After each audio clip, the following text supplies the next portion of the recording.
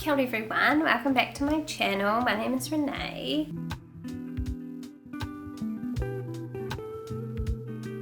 Today I am sat here with my cup of tea and I'm going to talk about all the books that I read in May. I'm going off Storygraph this month because all the books have been put away on the shelf and I need to jog my memory. Right, starting at the beginning, I think I read 8 books. 8 books in May, which is pretty good. The first book that I read at the beginning of May was Freshwater by Akwaeke Emezi.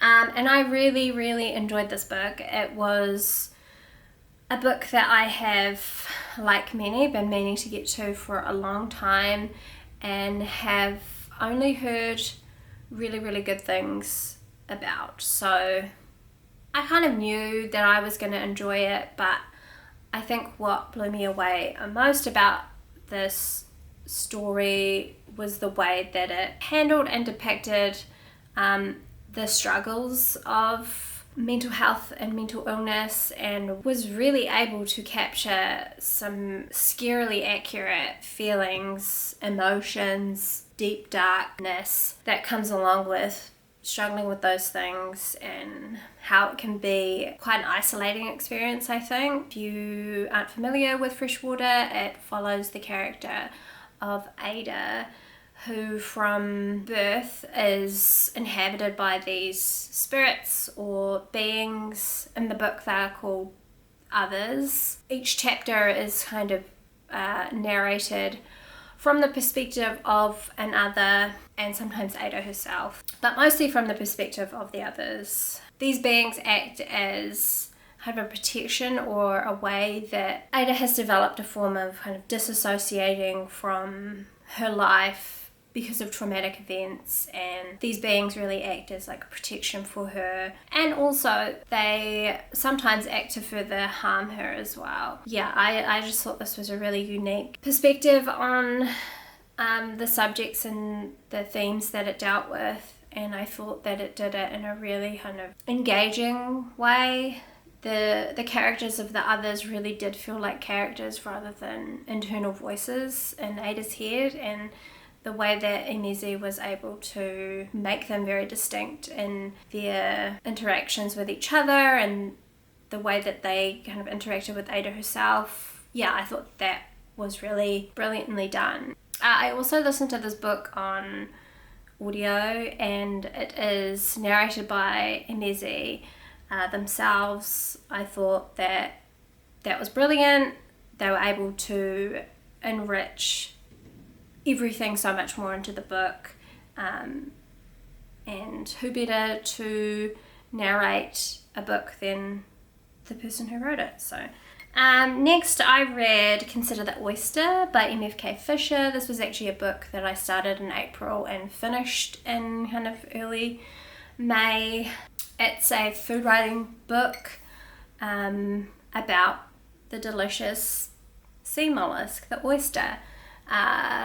I had never read any of M.F.K. Fisher's work before. This came as a recommendation from Heather on Instagram. She is a sommelier, I believe, and has a really broad knowledge of a lot of books, but especially food and wine writing, and she recommended this. This is one of her favourite pieces of food writing. It's only a very short book, so a nice, easy to digest, see what I did there, little book that I really enjoyed. I felt like it brought a completely new appreciation for something that I indulge in from time to time. Fisher really was able to encapsulate so much in this book. There are recipes, there is scientific data about the oyster. She describes the journey of their life that they go through, and that is able to really offer so much empathy for this little thing that I don't even think twice about when I gobble down. Yeah, it was pretty fun to read and something that I would recommend if you're interested in trying out a bit of food writing. Again, like I said, it's not very long.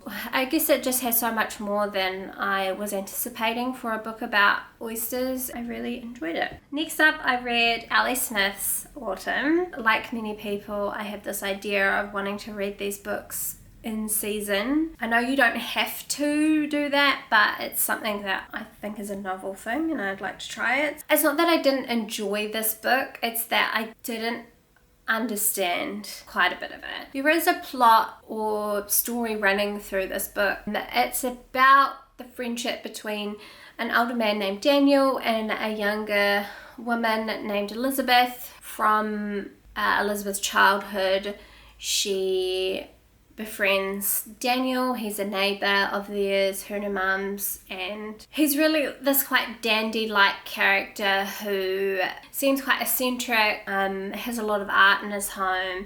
Elizabeth is curious about him and inquisitive in general. He, throughout her life, teaches her about art and writing and really encourages her to question everything throughout life. I did enjoy that storyline. I think that friendships between younger people and older people are really sweet, and this one was done so in that way. I also enjoyed the references to art. There was a storyline about an artist named Pauline Bodie who I enjoyed looking up and finding out more about her as an artist as well. But the thing that I had a problem with in these books was the really abstract, dreamlike states that the character Daniel is in. Later in his life, he, I think, is in some kind of hospice and maybe in a coma or is just sleeping. I'm not quite sure. During these periods with Daniel, it's all very dreamy, lucid, hard to follow. I wasn't even quite sure when we were dipping into these moments. A lot of them kind of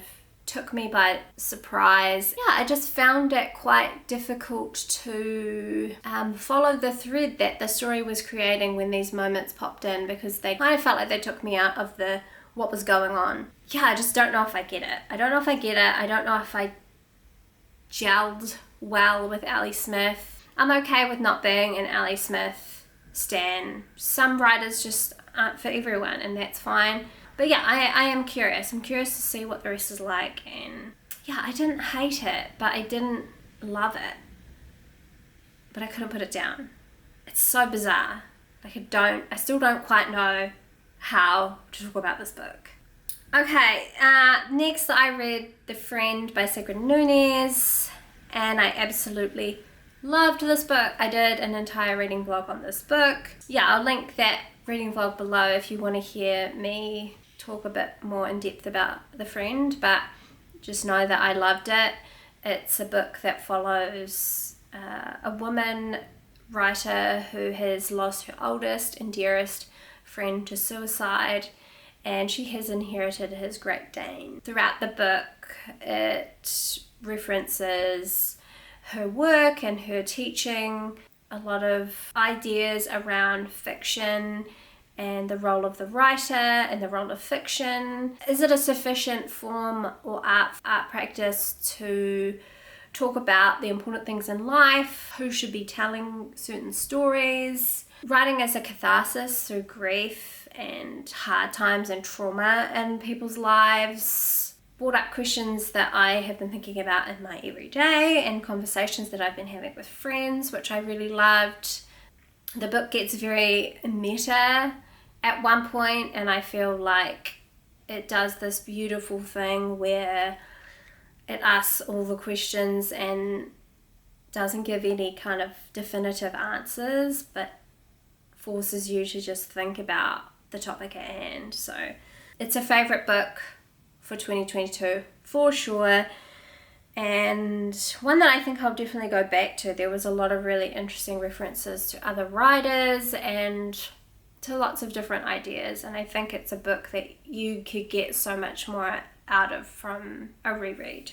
So we'll be looking forward to doing that. The next I read Things I Don't Want to Know by Deborah Levy. Some of you might know that I read Swimming Home last month, in April.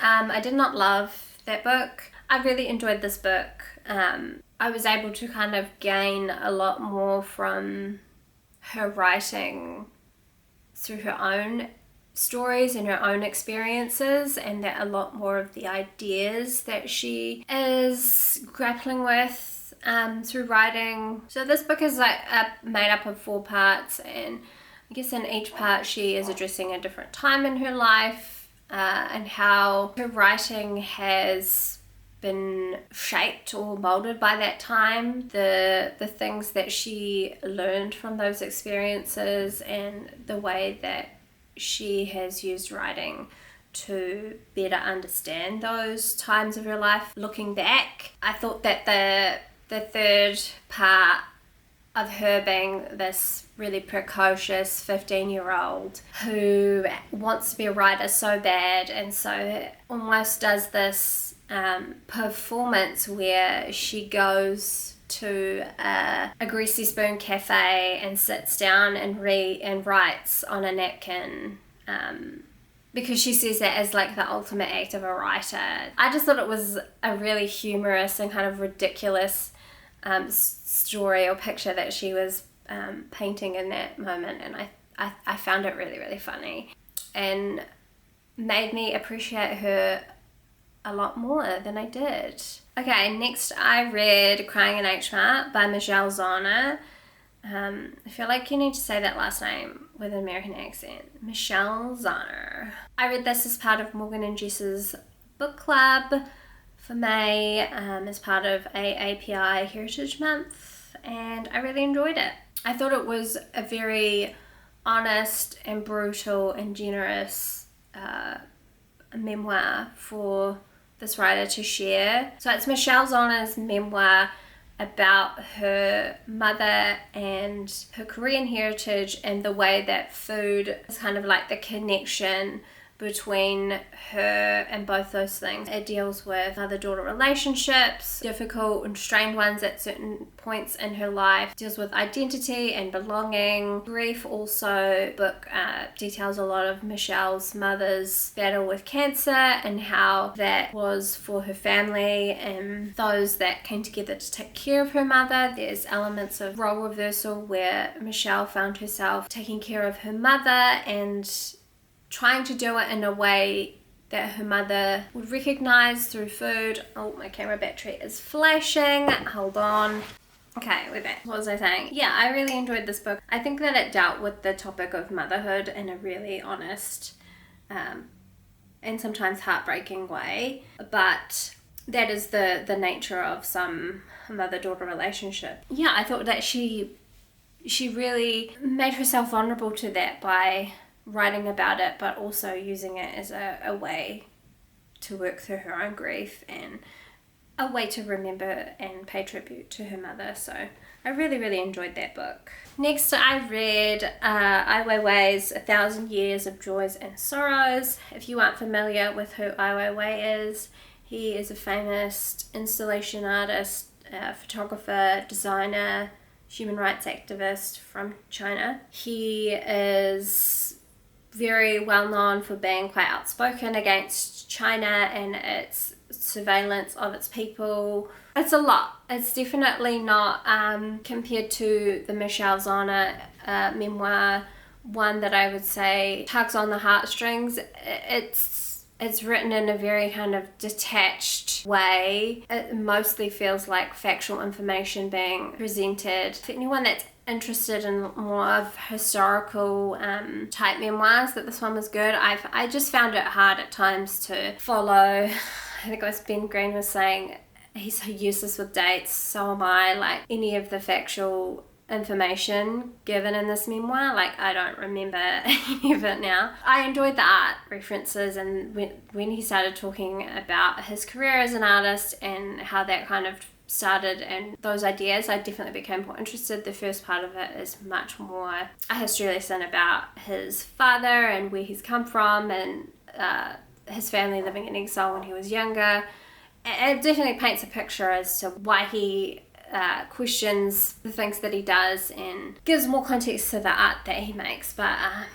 yeah, it was a lot to get through at certain points. So I enjoyed it because I am interested in him as an artist, and it was interesting to learn more about his practice and his ideas. But yeah, it's a very information heavy type memoir. Okay, the last book that I read in May was The Days of Abandonment by Elena Ferrante. This was a full-on book. For a slim guy, it definitely packed a lot of punch. A punch that left me feeling queasy and dizzy, and definitely a departure from Elena Ferrante's Neapolitan Quartet. This book is dealing with a lot of the same kind of topics that quartet deals with: divorce, the role of the mother, the idea of losing yourself in these difficult situations, but it's much more grown up. It's much more violent. The main character of this book is she's gone crazy because of it. Her husband announces at the beginning of the book that he's no longer happy and he's leaving her. Throughout the novel, we are seeing the main character Olga try to cope with this in the time period after it. The main character is slowly unable to cope with taking care of her children, feeling safe in her own home, or knowing how to operate on her day-to-day basis. She is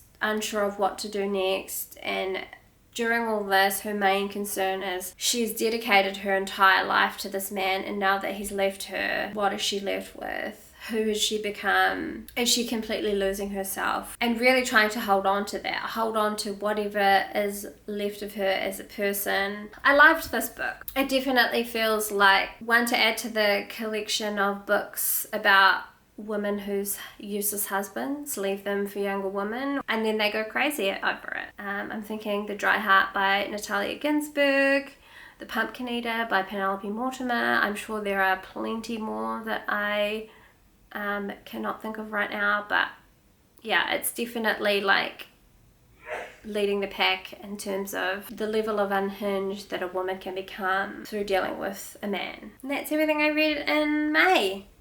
Thank you so much for sitting down and watching. Let me know what you read in May. What was your favourite book in May? If you've read any of these books and what you liked or disliked about them. I really hope that you all have a fantastic day, and I'll see you next time. Ka kite.